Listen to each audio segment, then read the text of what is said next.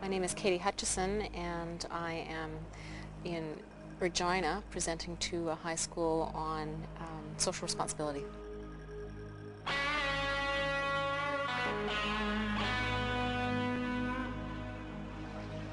Bob was born in Vancouver in 1957. Adorable little guy with huge blue eyes. As Bob was growing up, his mom and dad realized something about him very quickly, and that was that he was an amazing athlete. Every sport that Bob played, he excelled at. Bob thought he was going to go to med school, but actually, he changed his mind right at the last minute, and he ended up going to law school. And I met Bob actually 2 nights before he graduated from the law school at the University of British Columbia. And we dated for a while, and then we got married. This guy got up every day and gave life all that he had and just a little bit more. He was without a doubt the most focused, driven, charismatic person you could hope to have in your life. He was also a bit of a party animal. It actually took us a number of years to get a family started, and we had to resort to some pretty high-tech medical intervention. And you have to be careful in life what you wish for.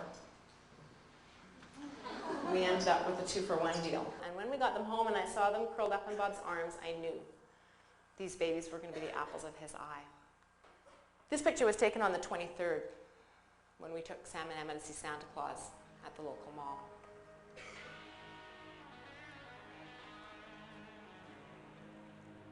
This is Bob 7 days later. This picture was taken by the medical examiner. Bob is lying in the morgue.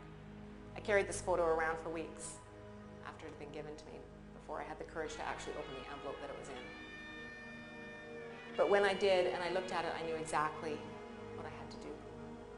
And so I loaded it into my laptop and I built this presentation around it because I believe the story of what happened to Bob is important. It's the story that began on New Year's Eve with a wild house party at the Garibaldi Heights home of Squamish doctor Richard Cudmore. Cudmore was in Mexico for the holidays. His 17-year-old son was the host of the gathering. About how many people were in the house at the time? We estimate 150 to 200 people.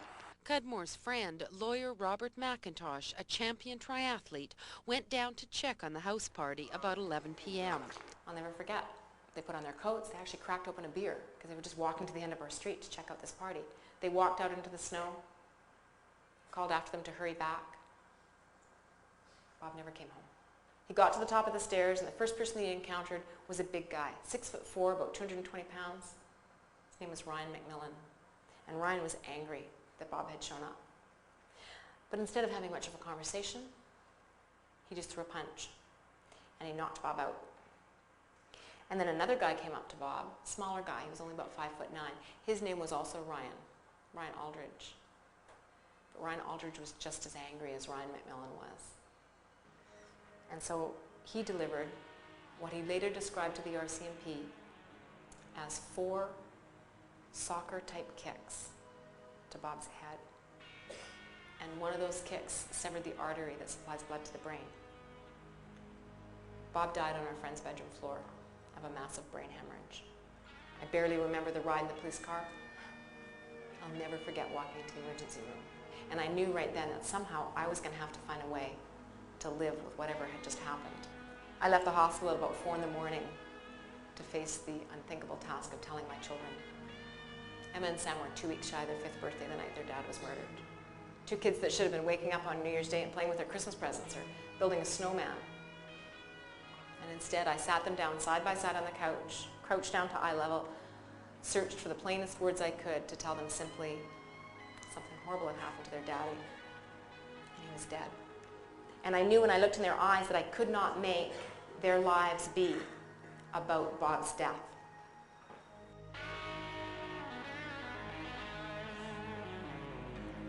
The only way that I could handle moving on was to try and understand what had happened. And so I did a huge amount of thinking about how this could have all come together.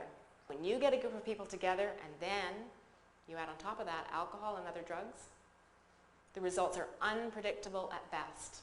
And they can, for so many reasons, be fatal. The night that Bob was killed, he wasn't killed by a huge gang of kids, but he was killed as a result of that mob mentality. He went to the party to shut it down. The kids were angry. That anger, fueled by alcohol and drugs, escalated, and before you know it, Bob was dead. But there was also a synergy of silence that night. Nobody from that party called 911 until our friend discovered Bob's body. Nobody earlier in the evening stepped back from their group of friends and looked around rationally to see that that party was headed for trouble. They ignored all the warning signs, fights starting, property getting damaged, people getting sick, but nobody could step up to the plate and take the leadership to get help. How many of you have been to a party where there's been more than 100 people? How many of you have been to a party where there's been no parent present? Chances are you're not going to see someone killed at a party. But lots and lots of other things happen at parties. And if you haven't seen these things yet, over the course of the next few years, you likely will. You will have friends that drink too much and get alcohol poisoning. You may have friends that overdose. You will have friends that have unprotected sex and get sexually transmitted diseases. You may know girls that get raped. You may know girls that get pregnant without wanting to. You will have friends that make the very unwise decision of getting in the vehicle that's been driven by somebody who's under the influence. You may even have friends that get behind that wheel themselves. You will see fights started at parties. You will hear about property being damaged, things being stolen. Do you think you did the right thing? Bob? We like to think so, right?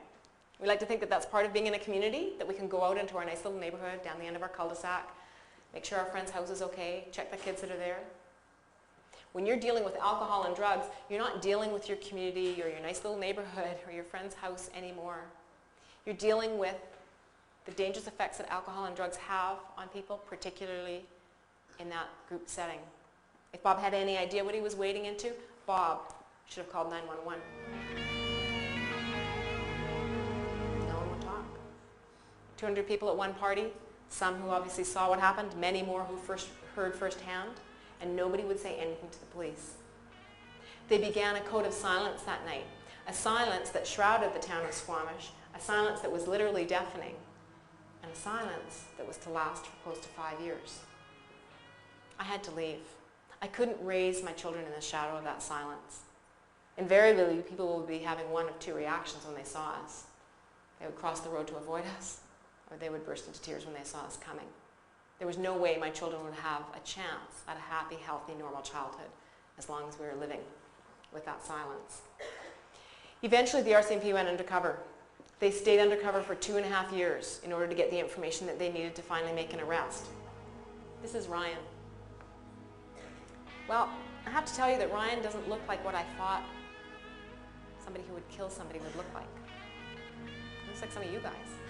He looks like my own son's going to look in another few years. He looks very much like the boy next door. Well, basically that's who Ryan is.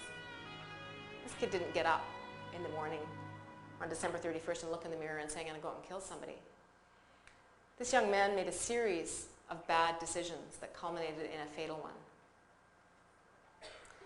When he was arrested and the police asked him what was going through his mind when he was killing Bob, he said he was angry. What a waste. What an amazing waste of Bob's life. Anger's a dead end. You can't get anywhere when you're angry. It completely consumes you. It's impossible to move forward. It's impossible to think clearly. It's impossible to heal. It was anger that got Bob killed to begin with. I don't really think that seeing Ryan get taken out of a courtroom in handcuffs is going to make me feel any better. What's actually going to make me feel better is to sit down with Ryan, face to face, and talk about the impact that this has had on my life, on my children's life. I'm sitting in the police station in this little room with 2 plastic chairs and a big box of Kleenex, and my heart is coming out my mouth. I am so afraid, but I know this is the right thing to do. And before I have a chance to second guess myself, the door opens and Ryan walks in.